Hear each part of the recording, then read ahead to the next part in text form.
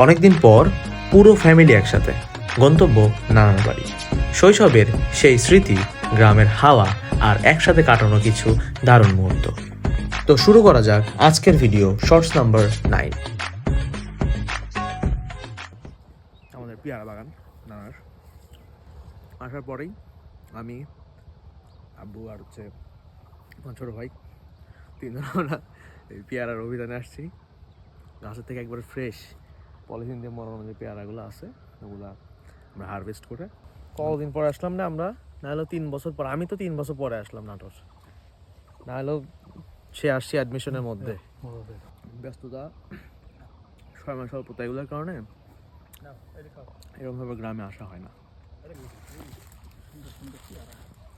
কত সুন্দর সুন্দর পেয়ারা, হ্যাঁ আল্লাহ।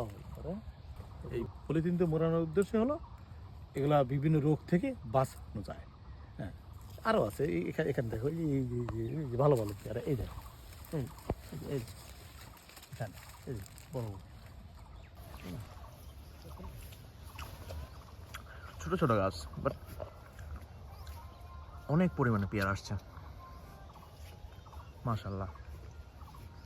এখনো এই যেগুলো আসছে এগুলো বড় হবে ধীরে ধীরে।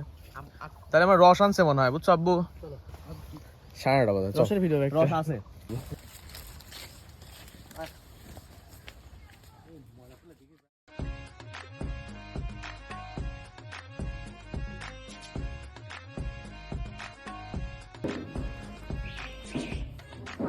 ঠান্ডা রস, সেই স্বাদ, খাও।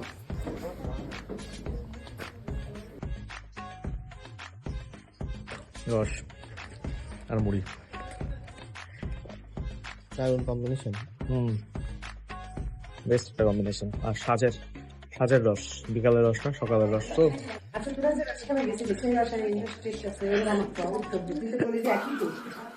বলতো ওই রসের এর থেকে একটু গুলা ছিল, সে বছর কুয়াশা পড়ছিল ওই কয়েকদিন বেশি, সেই কারণে ওই সময় ঘোলা ছিল। আর এখন তো কুয়াশা নাই, তেমন একটা ঘোলা হবে না। তো